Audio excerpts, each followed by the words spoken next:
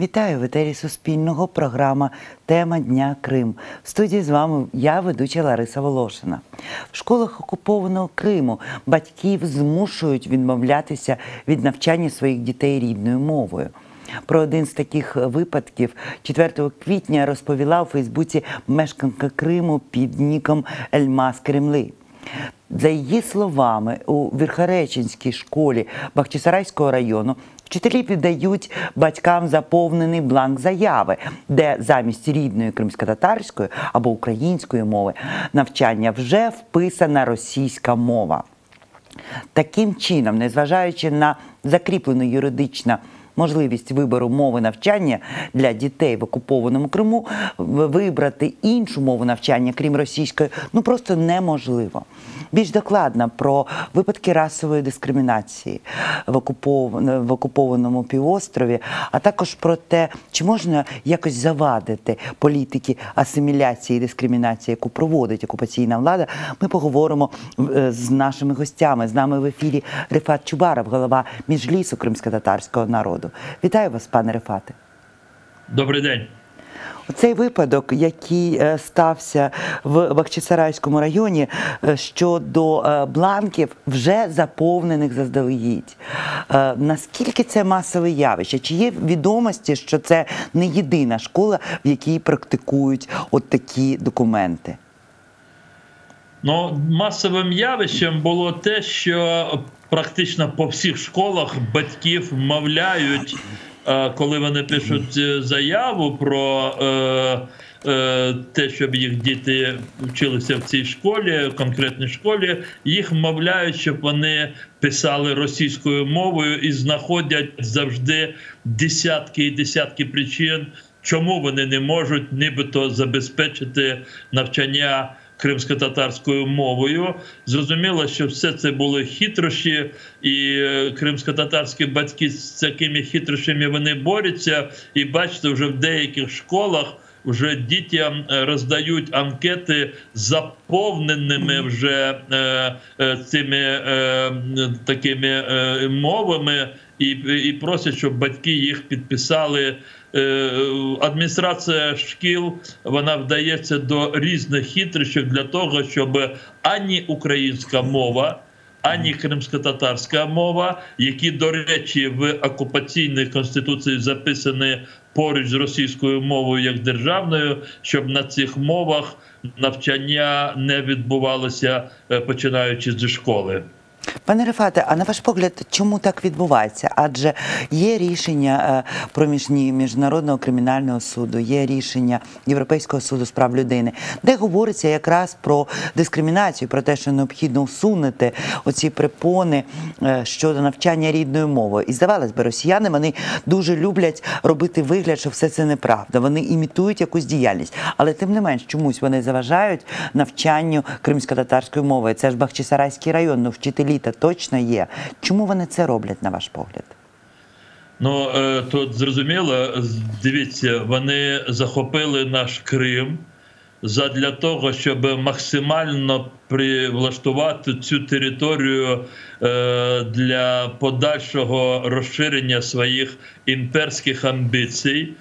Вони, коли брутально вторглися до Криму, устами свого очільника, тобто президента Путіна, говорили про те, що саме на цій захопленій ними землі всі російські скрепи духовні, і їм тепер треба якимсь чином намагатися дійсно не російську територію спробувати перетворити, якимсь чином з ознаками російськості.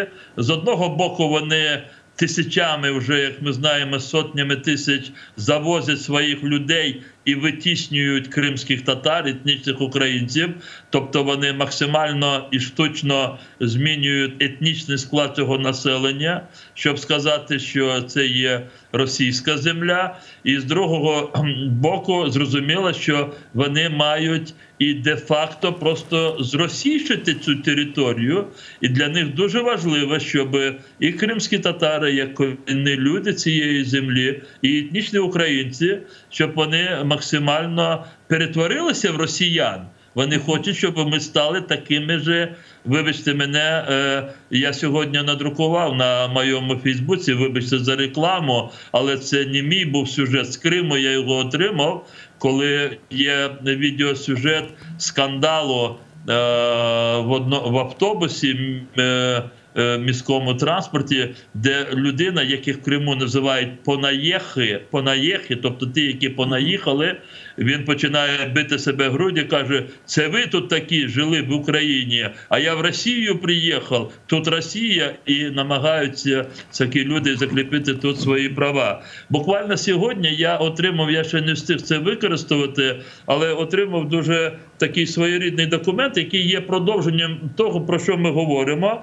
Це документ, який написаний, адресується таким чином: суб'єктам екскурсіонної діяльності. Це лист адміністрації міста Ялта, підписаний від 9 березня цього року. І там говориться про те, я просто прочитаю преамбулу.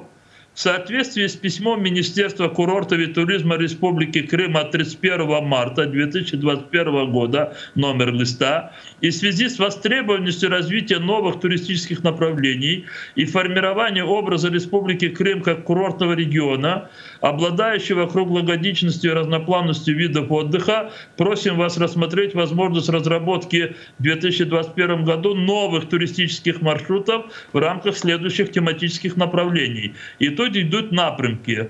Разработка туристических маршрутов с подвигами казаков-защитников Отечества с целью сохранения исторической памяти и патриотического воспитания граждан Российской Федерации. Разработка турмаршрутов, приуроченных к 250-летию освобождения Крымского полуострова от османского владычества в ходе Крымского похода русской армии под командованием Долгорукова. Разработка маршрутов, приуроченных к перехлестному году истории Россия-Греция в 2021 году, и останнє, вибачте, разработка турмаршрутов, приуроченных к празднованию 30-летия открытия Кузнецкого каменноугольного бассейна с целью освещения знаменательных событий, показывающих культурные и национальные связи двух субъектов – Республики Крим і Кемеровської області. Вони зі всіх сторін намагаються перетворити нашу українську, кримсько-татарську землю, ну от таке, знаєте, таке оморфне утворення, яке нібито є російським. Знаєте, коли ви зачитували оцей список якихось заходів і маршрутів, і там прозвучало звільнення від російської армії Долгоруким, це мається на увазі перша анексія Криму. Мені згадалося, що це дуже цікавий елемент, і там говорилося про героїзм казачества, але насправді, якщо говорити про основний радянський і тепер вже російський міф щодо кримських татар, це якраз народ-зрадник. Я бачила газету 44-го року, в якій писалося вся ця маячня про зраду, але там казалося, що кримські татари та козаки, козачі загони, і когось там розстрілювали і вбивали. А тепер виявляється, козаки як-то винесені за дюшки, тому що в 44-му році Сталіну було потрібно в тому числі знищувати і казачество. Пане Рифате, от ми вже підійшли до цієї теми. Ще одне повідомлення, абсолютно жахливе. Вчителька в середній школі села Дачне Судакського району, знову ж таки, місцевість, яка заселена кримськими татарами доволі щільно. Вона в школі дала дітям, де половина дітей в класі кримські татари, дала їм написати якийсь такий опус про те, про дідусів, про Велику Вітчизняну війну і таке інше. І дитина дівчинка написала про те, що історію свого прадідуся, який воював на фронті, отримав поранення, повернувся до Криму. Його родина була депортована в 44-му році. Він після цієї депортації він загинув, він помер. А його дружина одна виховала 5 дітей. І от вона розповіла цю історію. Тоді вчителька Олена Руденко заявила, що кримських татар вислали за зраду. Вони, мовляв, за словами вчительки, допомагали німцям захоплювати Крим. Тобто, от такі речі, колись це був радянський міф. Потім Путін сказав, що ні, всі прощені, все не так, немає народу зрадників, все не так, все там велике прощення від Росії. Це було сказано буквально одразу після окупації. Що відбувається зараз, оці всі речі? Це такий світогляд окремої жінки, чи це все ж таки політика? Дивіться, коли люди живуть при політичному режимі, який, як і в внутрішньому житті, і в зовнішній політиці, він абсолютно нехтує будь-якими писаними, неписаними нормами, цінностями, і він, цей режим, укріплюється завдяки абсолютному знищенню законності, і він тримається на репресіях, дискримінації. В такому суспільстві обов'язково будуть розкриватися в лапках люди, які в душі мають чорноту, які завжди бачать причиною всіх своїх негараздів в інших. І для таких людей в Криму зараз з встановленням російської окупації настали такі золоті часи. Знаєте, це як старі дріжджі, да? Оця радянська пропаганда, яка у людях старшого віку, середнього віку збереглася багатьма такими стереотипами. Зараз ці стереотипи, ця пропаганда оживлюється російською дійсністю, окупаційною дійсністю. І це зайве, те, що говорив там Путін. Путін ж говориться для риторики. У російської держави завжди є два напрямки своїх риторик. Це для внутрішнього користування, щоб людей обманути, і головне – обманути Захід.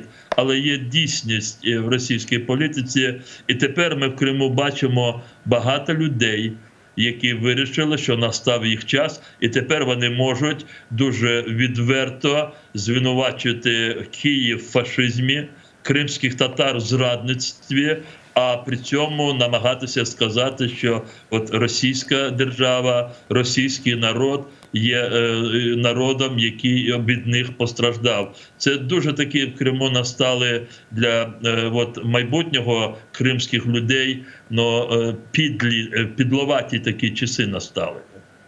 Ну і найжахливіше, що в цьому жертвами стають діти. Тому що коли вчителька говорить це в класі, вона фактично цькує дитину. Причому... Ви розумієте, наскільки це мала бути в душі чорнота у цієї так званої вчительки, Руденко Олена її звуть, яка не винесла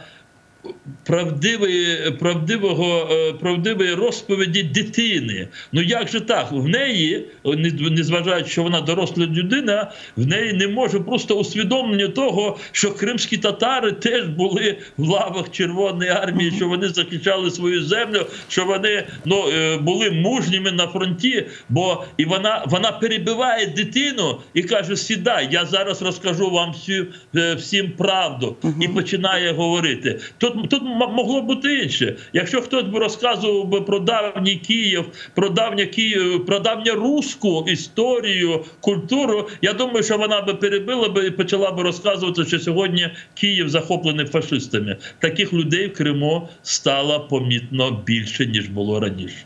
Вони були, але вони боялися. Тепер вони розкриваються.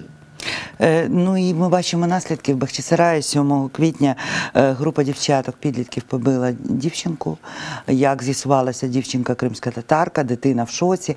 Але вчителька цієї школи Галина Пехар, вона, коментуючи цей інцидент в ЗМІ, вона сказала: ну, діти побилися, надавали один одному там пощочин, так вона пояснила. Всі ці речі, по-перше, це жорстокість.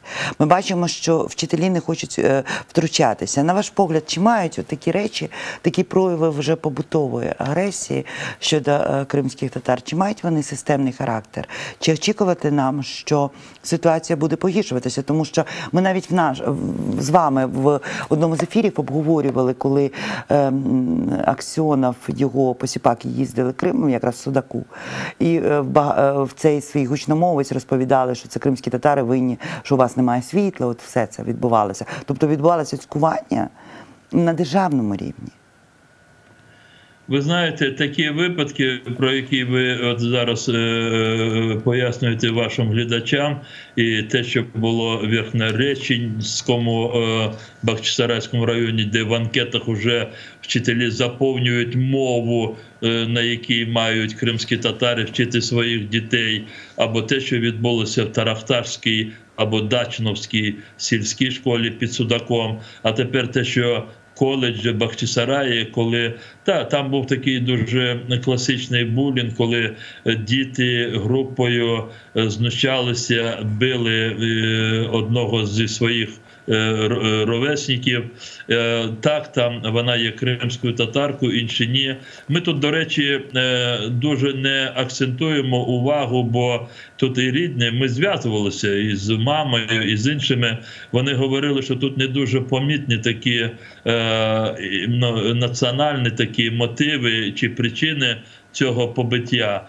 Але тут для нас важливішим є, як себе поводять в таких ситуаціях дорослі, вчителі. Оця Руденка Олена, яка дозволила собі так брутально полити брудом кримських татар під час, яка просто сказала, що Сталін був правий, що виселили кримських татар. Якщо говорити щиро, вона мала бути негайно викинута, звільнена з Тарахтарської школи. Але до цього часу ані окупаційна влада Судакської адміністрації міської, ані Тарахтарського сільського поселення таких рішень не прийняла. Я думаю, що ми тут і далі будемо робити все для того, щоб такий, знаєте, расист, щоб вона була викинута. Те, що в цієї коледжі Бахчисарайському ви згадали пані Пехар.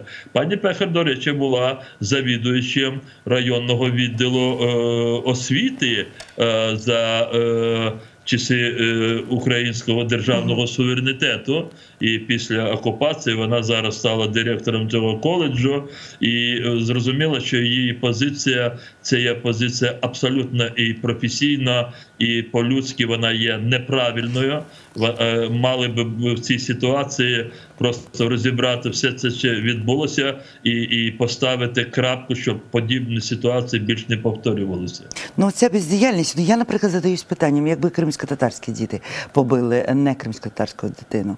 Хіба була б така реакція бездіяльності? Я думаю, що було б десятки обшуків, не тільки у батьків, але й у близьких родичів, у дідусь, бабусь, щоб просто доказати, що ці діти вже наповнені якоюсь ненавистю, що ця ненависть на тлі або мусульманського віросповідання, або якогось там національного менталітету кримських татар. Тобто те, що тут би було б намагання покарати всіх,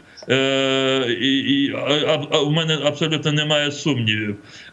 Я не хочу зараз просто передавати плітки, якісь чутки, але наскільки ми розуміємося, що саме з Сімферополя зараз надані вказівки для того, щоб ніхто з тих винних дорослих не був покараний, бо це може створити прецедент, коли дорослі або представники влади здійснюють несправедливість до кримських татар, це буде заохочувати кримських татар вимагати, і щоб покарали і їх. Ви ж знаєте, що в Криму ненависть на етнічному підґрунті щодо етнічних українців, щодо кримських татар, ця ненависть, вона створюється і розповсюджується самою владою окупаційною. І вона, така влада, не може сама боротися з собою.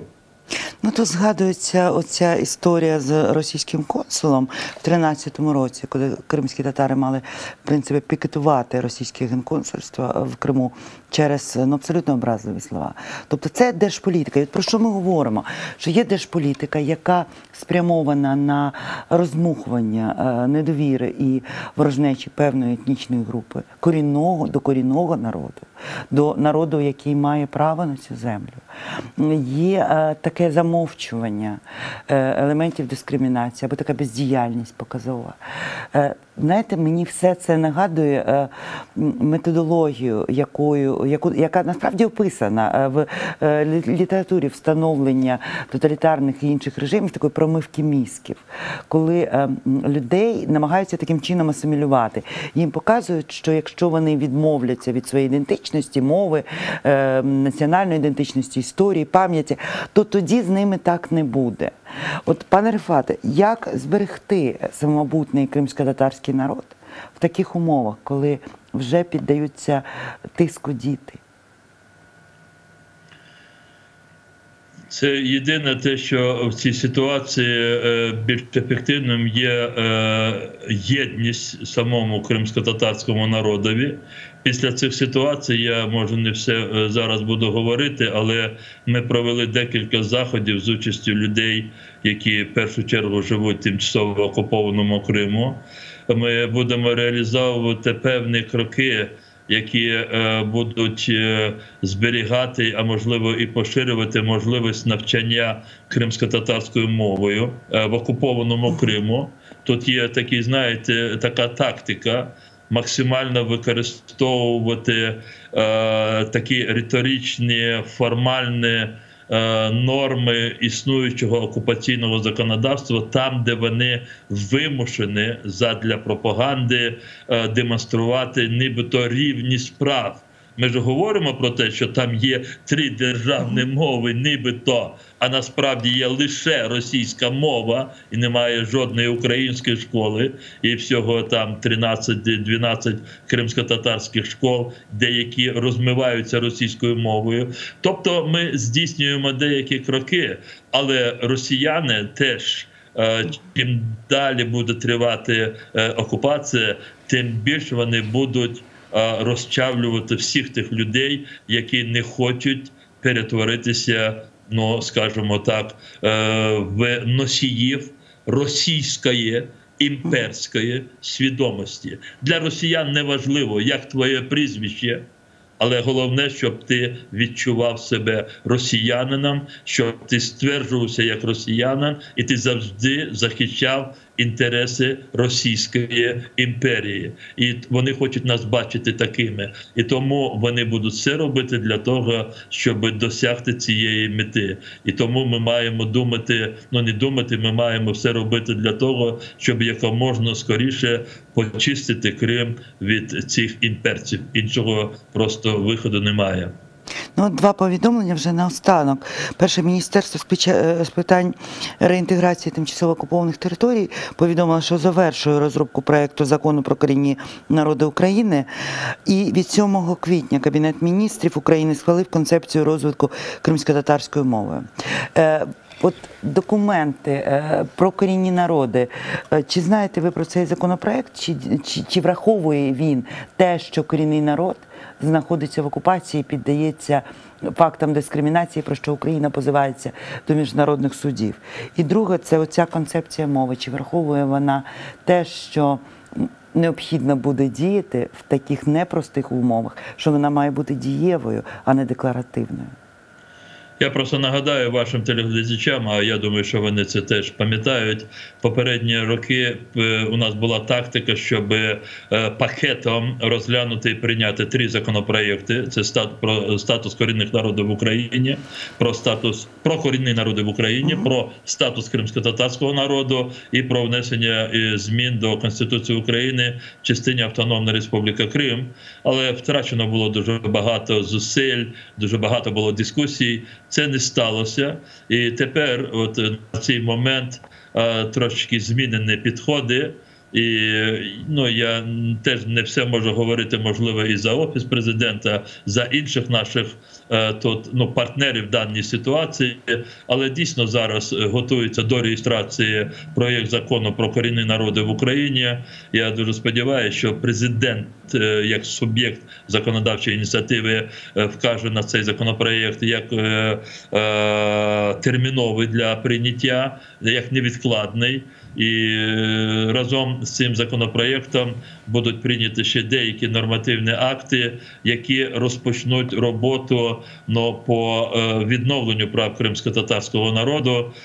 Подивимося, тут вже не так багато залишилося. Зараз середина квітня і травень. Я думаю, що протягом місяця ми побачимо деякі зміни. Нам треба до Кримської платформи, яка буде в серпні, підійти з деякими виконаними домашніми завданнями. Це по першому вашому питанні. Так, ми працюємо разом над текстом з Міністерством по окупованих територіях, також з представництвом президента України в Автономній Республіці Крим.